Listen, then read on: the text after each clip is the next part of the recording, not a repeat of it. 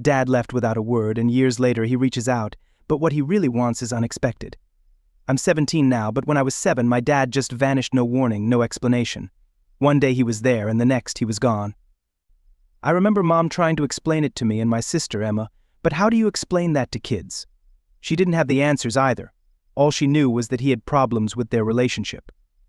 I guess they were fighting a lot, but to just disappear, that's what always bothered me. He didn't say goodbye, didn't offer any explanation, just gone. For a long time, Mom didn't want to believe it was really over. She'd say things like, maybe he just needs time to figure things out, or he'll come back when he realizes what he's missing for a while. I think she actually believed it. She waited 5 whole years before finally filing for divorce. 5 years. I can't even imagine waiting that long for someone who didn't care enough to say goodbye. But for her, he was never really gone. Physically, sure, he wasn't there, but emotionally, he hadn't left her at all. And Emma, she was stuck on him too. Emma's 22 now, so she was 12 when he left. She remembered him way better than I did, and was always talking about him, asking Mom if she thought he'd come back. I think Emma felt like she had to keep hoping, because if she didn't, it meant admitting he didn't care about us. Honestly, I barely remember him. I have a few memories like bedtime stories, but they're fuzzy. It's strange, right? How do you forget someone who's supposed to be your dad? But when someone's gone that long, they just fade away, and one day you realize you can't even picture their face. Then, last week, out of nowhere, Dad texted my mom. After all these years, he just decided to reach out like it was no big deal. Hey, I know I've been gone for 10 years, but let's catch up. I was in shock when Mom told us. She was sitting at the kitchen table with this weird expression, and I thought maybe she had bad news, like she lost her job or something. But no, it was him. He wants to meet up, she said, looking between me and Emma. He wants to see us. Emma lit up instantly. I could tell she was excited by the way her face brightened. She started talking about how she always knew he'd come back, how she couldn't wait to see him again. I just sat there, numb. I didn't know how to feel. I hadn't been waiting for him to return. I thought I'd moved on, or at least I thought I had. Mom asked us if we wanted to meet him. Emma was all in no surprise there, but I hesitated. Honestly, I didn't really want to see him. What was the point? Seeing him wasn't going to magically fix anything. He had left us, chosen to walk away and never look back. So why should I bother? But then I thought about Mom and Emma. I didn't want to ruin it for them. They clearly wanted this, so I figured I could suck it up and go for their sake, even if I didn't care about seeing him. We arranged to meet him at a diner in town, real casual, nothing fancy.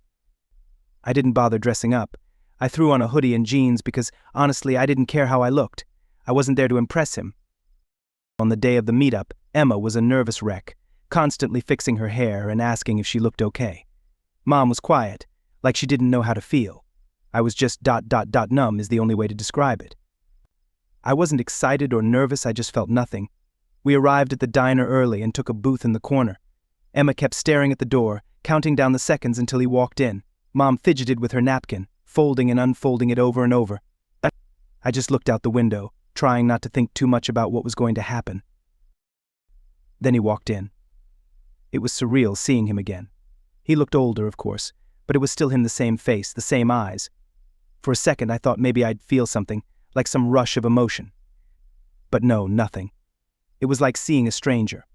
Mom and Emma immediately burst into tears. They stood up and hugged him like he'd been gone for a week, not 10 years. He hugged them back, and I could see tears in his eyes too. Then he looked at me. That's when I blurted it out. Honestly, I don't remember you. His face fell. It was like he didn't know how to respond. I think he expected me to run into his arms like in the movies, but that wasn't going to happen. He left me when I was 7. I didn't know him anymore. The rest of the meetup was painfully awkward. He kept trying to make conversation, but he was clearly shaken by what I'd said. I wasn't trying to be mean, I was just being honest. But I guess honesty isn't always what people want to hear. Eventually, he said he had to go, claiming he had work or something. I didn't buy it. He just didn't want to be there anymore. And honestly, neither did I. After he left, I thought that would be the end of it. But no. As soon as we got home, Mom and Emma turned on me. How could you say that to him? Mom snapped. Do you know how much this meant to your sister? Emma didn't say much, but I could tell she was upset. She had been waiting for this moment for so long, and I guess I ruined it for her. But what did they expect me to do? Pretend everything was fine? pretend he hadn't abandoned us. So after meeting Dad at the diner, things immediately took a turn. I thought maybe, just maybe, Mom and Emma would understand where I was coming from, that I wasn't trying to be rude or cruel. I just didn't see the point in pretending like everything was okay when it clearly wasn't.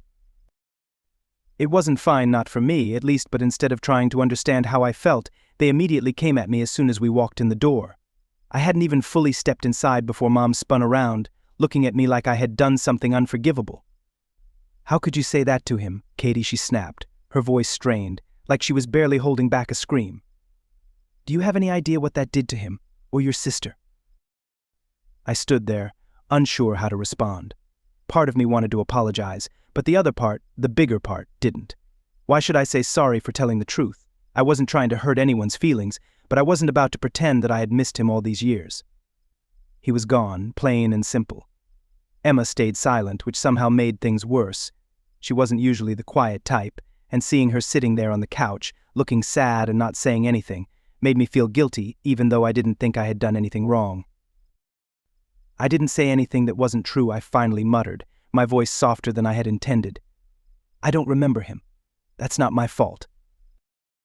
Mom just shook her head like she couldn't believe what she was hearing. "Katie, you could have at least tried. Emma has been waiting for this moment for years, and you ruined it. He came back and you ruined it." That last part stung. I wasn't trying to ruin anything. I had gone to that stupid diner for them, not for me. But they were acting like I was the villain, like I had intentionally messed everything up. Emma still didn't say a word, and her silence was driving me insane. She looked upset, but instead of speaking up, she just stared at the floor like it was the most fascinating thing in the world. I knew she was disappointed. She had been talking about Dad non-stop since he'd reached out, going on about how much she missed him and how this was the moment we had all been waiting for. But I hadn't been waiting. I had come to terms with him being gone a long time ago. "I didn't ruin anything," I said, this time more firmly. "I didn't even want to go, but I did it for you two. I'm sorry, but I'm not going to lie. I don't remember him, that's the truth." Mom threw her hands up in frustration, as if I had just said the most absurd thing. "You didn't even try, Katie. You just sat there like you didn't care, like none of this mattered, and then you told him you don't remember him? What were you thinking?" "I was thinking that I don't remember him," I shot back. "What do you want me to say, Mom? Do you want me to pretend like I've been missing him all this time? Because I haven't." That's when Emma finally spoke, her voice so quiet it took me a second to realize she was even talking. "I've been waiting for this," she said, still not looking at me. "For years, Katie. I've been waiting for him to come back, and you didn't care." I sighed, feeling stuck in an impossible situation. I didn't know how to make them understand how I felt without coming off like a complete jerk. "It's not that I don't care," I tried to explain. It's different for me, Emma. You remember him. I don't. He's not my dad anymore, not really." "But he is your dad," she said, finally lifting her gaze to meet mine. Her eyes were red from crying, and I could see just how much this was hurting her. "He's our dad, Katie, and now he's back, and you're acting like he doesn't even matter." "He left," I said, trying to keep my voice steady. "He left us, Emma, for 10 years. He didn't care about us, and now he wants to come back like nothing happened. I'm sorry, but I can't just forget all of that." Mom looked like she wanted to jump in again, but before she could, Emma stood up and walked past me toward her room. She didn't say anything else, just left, and the sound of her bedroom door closing felt louder than it actually was. I stood there, feeling awkward, guilty, and frustrated all at once. I didn't know what to say to make things better, and a part of me wasn't even sure I wanted to. This wasn't my fault. It wasn't my fault that he had left, and it wasn't my fault that they couldn't see that. But of course, Mom wasn't done. She turned to me, her eyes hard. "You need to fix this, Katie. You need to talk to your father and apologize for what you said." I blinked, shocked. Apologize? For what? For telling the truth. "Oh, for being selfish," she snapped. "This wasn't just about you, Katie. This was about your sister, about your family, and you ruined it because you couldn't let go of your pride." That was it. I was done. Pride? Are you serious right now? I didn't ruin anything. He's the one who left, not me. And now you expect me to just welcome him back with open arms? No, that's not happening. "You're acting like a child," Mom said, shaking her head again. "You need to grow up and stop making this about you." I laughed, But it wasn't a happy laugh, it was the kind of laugh you make when you can't believe how absurd everything has become. I'm the one acting like a child? Really? He's the one who disappeared for 10 years and I'm the one who needs to grow up. Mom didn't say anything. She just stood there, glaring at me like I was the biggest disappointment in the world. After a few seconds, she turned and walked away, leaving me standing in the living room, feeling like I was the only one who saw things for what they really were. I wanted to scream or cry, or maybe both, but I didn't do either. I just stood there, staring at the spot where Mom had been, wondering how everything had gotten so messed up. I hadn't ruined anything. I knew that. But somehow I was the one getting blamed for it all. It wasn't fair, but then again, what else was new? After the blow-up between me, Mom, and Emma, things at home became unbearably awkward. No one was talking to each other, and when we did, the conversations were short and tense. I honestly thought things would cool down after a few days, that they'd stop being mad at me for not pretending to be thrilled about Dad coming back. But I was wrong. The weird silence dragged on, and it was driving me crazy. Then, a few days later, Mom sat me and Emma down at the kitchen table. I could tell something was up because she had that serious look on her face, the one she used to get when we were kids and in trouble. I sat there, waiting for her to say whatever it was, trying not to roll my eyes because I was certain this was going to be another lecture about how I had ruined everything. But it wasn't. Your dad. He's sick, Mom said, her gaze shifting between the two of us but mostly landing on me. Her voice was calm, but the way she clutched the edge of the table gave away her nerves. Emma's eyes widened immediately and she blurted, "What do you mean sick? How bad is it?" Mom took a deep breath, and that's when I knew this wasn't something minor. His kidneys are failing, she explained. He's been on dialysis for a while now, but it's not enough. He needs a transplant. I blinked, trying to absorb what she was telling us. The room seemed to shrink around me, and my stomach twisted in knots. So this was why Dad came back, not because he missed us, not because he wanted to make amends for the years of abandonment. No, he came back because he needed something. He needed me. But Emma, already deep in thought, spoke before I could even process everything. Can we help him?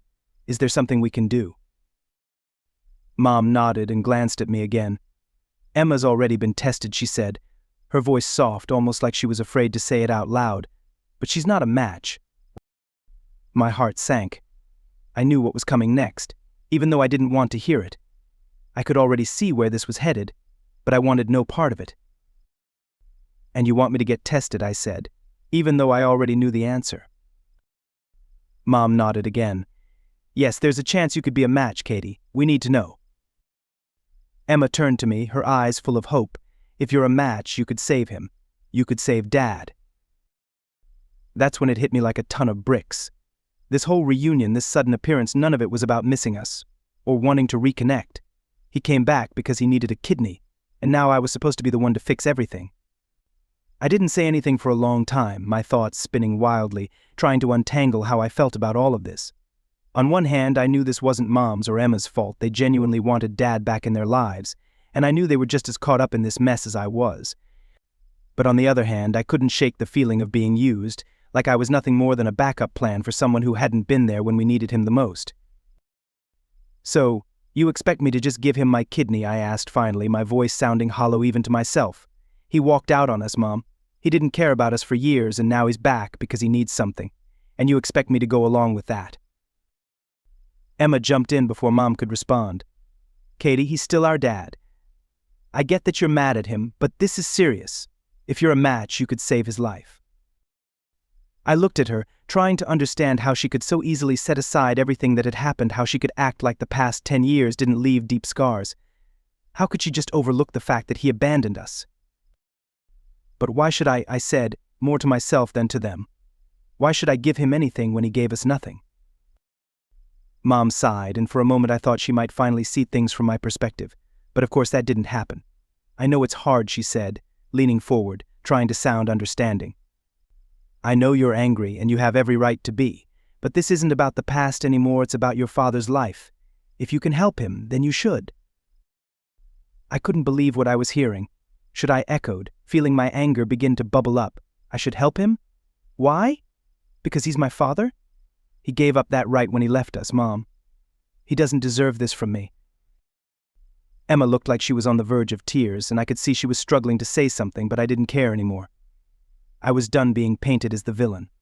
I was tired of them acting like I was the problem when all I'd done was tell the truth. Mom reached out, placing her hand on mine, but I pulled away. "Katie, please," she said softly. "Just think about it. That's all I'm asking. Just get tested. We don't even know if you're a match yet." I stood up abruptly, the chair scraping loudly against the floor. "No," I said firmly. "I'm not doing it. I'm not getting tested, and I'm not giving him my kidney." Emma's face crumpled, and she looked at me like I had just slapped her. "Katie, please," she whispered. "He's our dad." I shook my head. "No, Emma. He was your dad. He stopped being mine a long time ago." With that, I turned and walked out of the kitchen, my heart pounding in my chest. I could hear them calling after me, but I didn't stop. I couldn't. I needed to get away, to think, to figure out how I was supposed to process all of this. I didn't owe him anything, not my kidney, not my forgiveness, not even my time. But still, it hurt. It hurt to see the hope drain from Emma's eyes because of me. But I couldn't give in. I couldn't do it. And while I knew deep down that I was doing the right thing for myself, a part of me wondered if I'd ever stop feeling guilty about it. After that argument in the kitchen, things at home got a lot worse. If I thought it was tense before, now it felt like I was walking through a minefield every day. Mom completely stopped talking to me. She wouldn't even look at me, and when she had to speak, it was only cold, short answers, nothing more than a clipped yes or no that hurt more than I expected. I wasn't expecting her to give me a hug, but the silent treatment from your own mom? That stings. Emma, though, was relentless. She wouldn't stop begging me to change my mind, to think about Dad and how little time he had left. Every time she started, I gave her the same answer: I wasn't going to get tested. But it didn't matter. She would come back again and again, like she thought that if she just pushed hard enough, I'd cave. It was wearing me down. I won't lie, it sucked seeing my sister upset and Mom acting like I was some sort of monster. But I couldn't shake the feeling that I couldn't trust him. How did I know that once he got what he wanted, he wouldn't just disappear again? How was I supposed to ignore that? One night, after another round of Emma's pleading, I finally snapped. "Why are you so set on this?" I asked, my voice louder than I intended. "Why are you acting like he's some kind of hero we need to save? He left us, Emma. He didn't care about us for a whole decade, and now, because he needs a kidney, we're supposed to forgive him. How is that okay with you?" Emma looked at me, tears welling up in her eyes again. I hated making her cry, but I couldn't keep it all inside anymore. "Because he's still our dad, Katie," she said, her voice shaking. "I know he left. I know he hurt us. But he's still our dad. He's sick, and if you can help him, why wouldn't you?" I threw my hands up in frustration. "Because it's not that simple. I don't owe him anything. Just because he's sick doesn't erase what he did to us." Emma wiped her eyes and sniffed. "But don't you want to be the bigger person? Don't you want to give him another chance?" That hit a nerve. Why is it always on me to be the bigger person? I shot back. Why do I have to be the one to forgive and forget? What about him? "Emma, what has he done to make things right?" I asked, but she had no response. She just shook her head and mumbled something about me being selfish, and that's how it always ended, me trying to explain why I couldn't go through with it, and Emma looking at me like I was the worst person alive. It didn't get any better with Mom either. I overheard her on the phone one day, talking to one of her friends. "I never thought Katie would be this cold," she said, like I wasn't just in the next room hearing every word. How could she turn her back on her own father like that? I wanted to scream. I wanted to storm in there and ask where this sudden loyalty to Dad was when he left us, when she was crying herself to sleep at night, wondering why he didn't love us enough to stay. But I didn't. I just went back to my room and tried to block it out. The worst part was the guilt. No matter how firmly I stood my ground, that little voice in the back of my head kept creeping in, making me question if I was making the right choice. What if Mom and Emma were right? What if I really was being selfish? What if I was making a huge mistake? It was like this constant weight on my shoulders that I couldn't shake, no matter how hard I tried. One night, unable to sleep, I found myself scrolling through my phone, reading article after article about organ donation. There were so many stories of people who had saved a family member's life, talking about how it was the best decision they'd ever made. I felt the pressure building inside me, like I was supposed to feel inspired or suddenly change my mind and rush out to get tested. But every time I tried to picture myself doing it, I couldn't. It didn't feel right. This wasn't about being selfish, it was about knowing my boundaries, knowing what I was willing to give. And I couldn't give this, not to him. The next morning, Emma tried again. She sat across from me at the kitchen table, holding her coffee, her eyes sad. "I know you're scared, Katie," she said softly. "I know it's a lot to ask, but you have to understand this is his life. This is Dad's life we're talking about." I put down my spoon and sighed, rubbing my temples. "I'm not scared, Emma. I'm angry. I'm angry that he thinks he can just show up and ask for something like this after everything he's done. It's not fair." She reached out and grabbed my hand. "I get it, I really do. But sometimes it's not about what's fair. Sometimes it's about doing what's right." I pulled my hand back and shook my head. "No, doing what's right also means standing up for yourself. I'm not going to let him use me like this. I'm not getting tested, and that's final." Her shoulders slumped, and she stared down into her coffee. I don't want to lose him again," she whispered, her words hanging in the air. For a moment, I didn't know what to say. I knew she missed him. I knew she wanted her dad back. But the truth was, the dad she was hoping for didn't exist anymore. He had left the day he walked out on us, and nothing was going to bring him back. "I'm sorry, Emma," I said quietly, "but I can't do it." She didn't say anything after that. She just sat there staring into her coffee, and I could feel the distance between us growing wider with every second that passed. After that conversation, the house grew even quieter. But it wasn't the peaceful kind of quiet. It was this heavy, uncomfortable silence, like everyone was tiptoeing around, waiting for the next blow up. Mom was still giving me the cold shoulder, and while Emma wasn't crying anymore, she kept giving me these sad, disappointed looks that hurt more than if she'd just yelled at me. It felt like I was carrying a huge weight around all the time. I didn't even feel comfortable in my own house anymore. I'd avoid staying in the same room with them for too long, mostly sticking to my bedroom or leaving the house just to get some air. Even sitting in the living room felt awkward, like I didn't belong there. Then everything came to a head one night. It was late, probably around 9 p.m., and I was in my room minding my own business when I heard Mom's voice downstairs. She was on the phone, and she wasn't bothering to keep her voice down. I couldn't make out every word, but I caught enough bits and pieces to make my stomach drop. Things like, "I don't know what's wrong with her, and she's not the same kid I raised. I tried to block it out, but it was impossible." Every word felt like a punch to the gut. It wasn't just disappointment in her voice anymore, it was frustration, like she was genuinely angry with me for not doing what she wanted. For the first time, it really hit me how deep this had gone. This wasn't just a disagreement anymore, they were truly upset with me, and I didn't know if that was something we could ever fix. I stayed in my room, hoping the phone call would end soon, but things only got worse. About 10 minutes later, I heard Mom call from downstairs, "Katie, can you come here for a second?" I froze.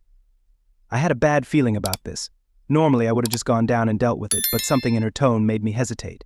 She didn't sound angry, but she didn't sound normal either. There was something off, like she was trying to stay calm but was barely holding it together.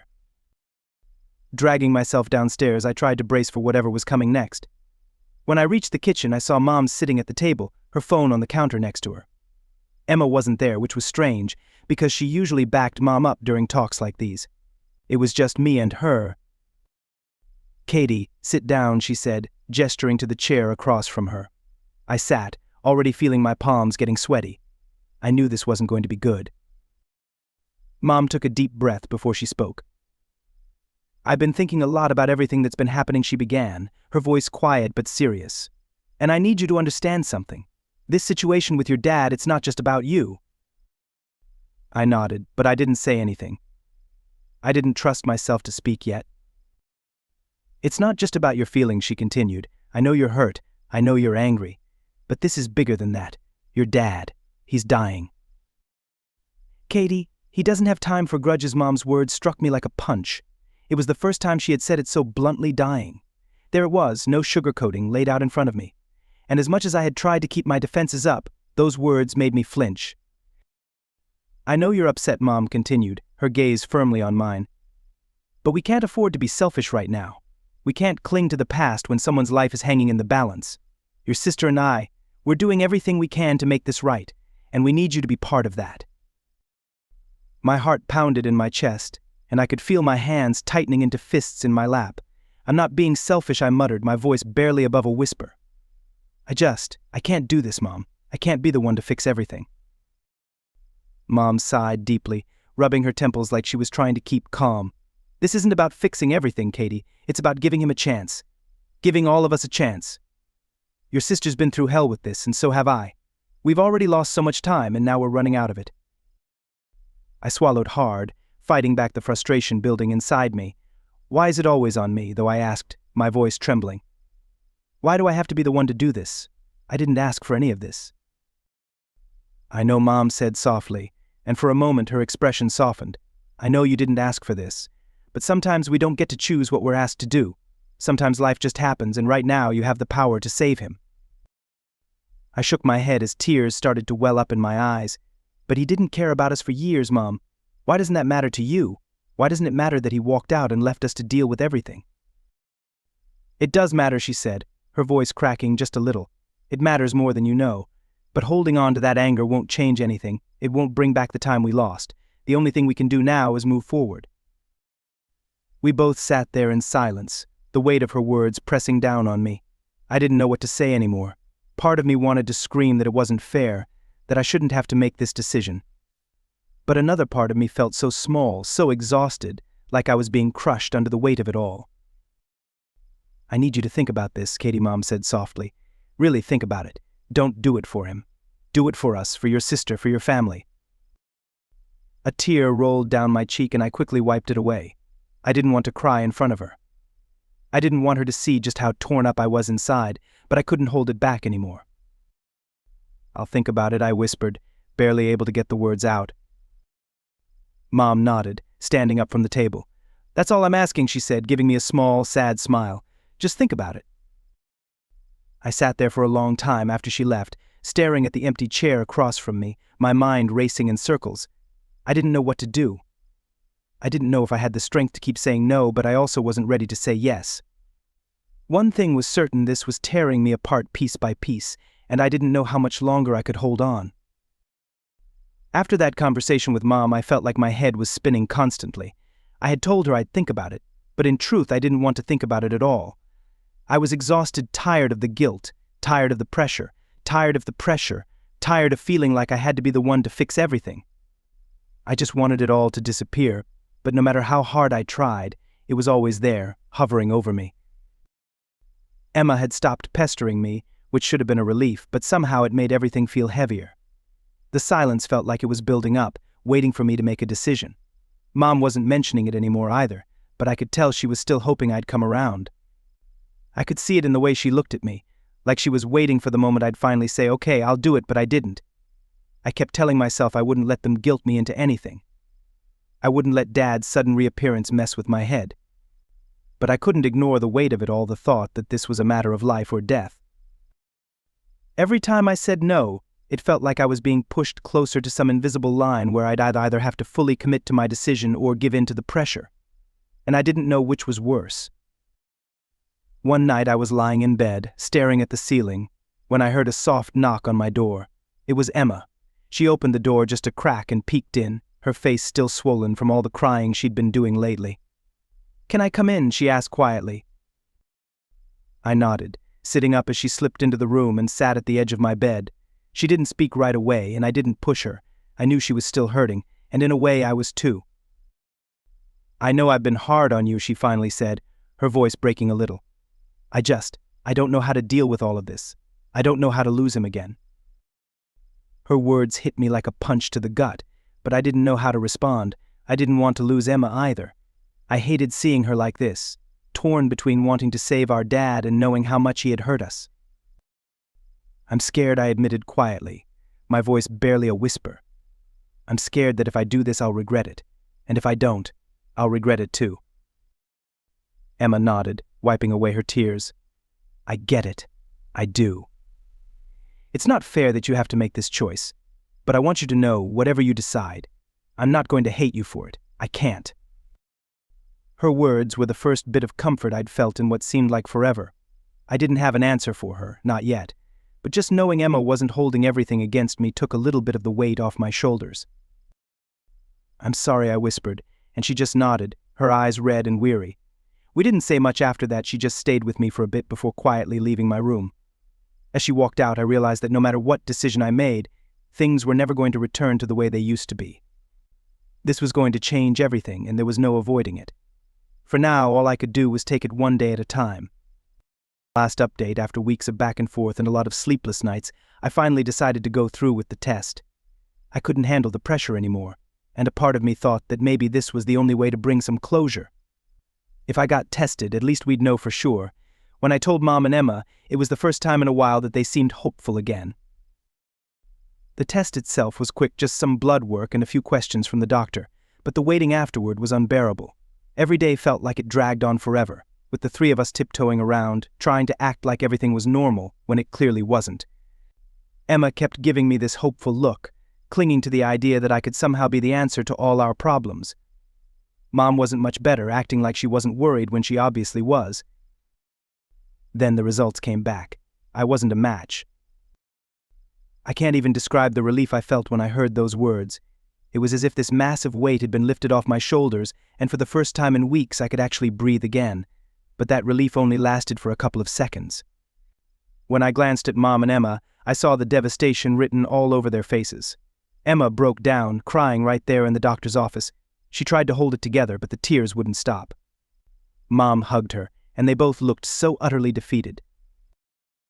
It broke my heart to see them like that, knowing they had pinned all their hopes on something that wasn't going to happen. We drove home in complete silence. The next few days were spent trying to give them space. I felt like I was walking on eggshells, trying not to make things worse, but feeling completely helpless because I couldn't make anything better either. They never blamed me for not being a match, but the sadness in their eyes whenever they looked at me made me feel like I had somehow let them down. 7 months later, Dad passed away. It wasn't unexpected. He'd been in and out of the hospital, getting weaker each time. But when the call came, it felt like time froze for a moment.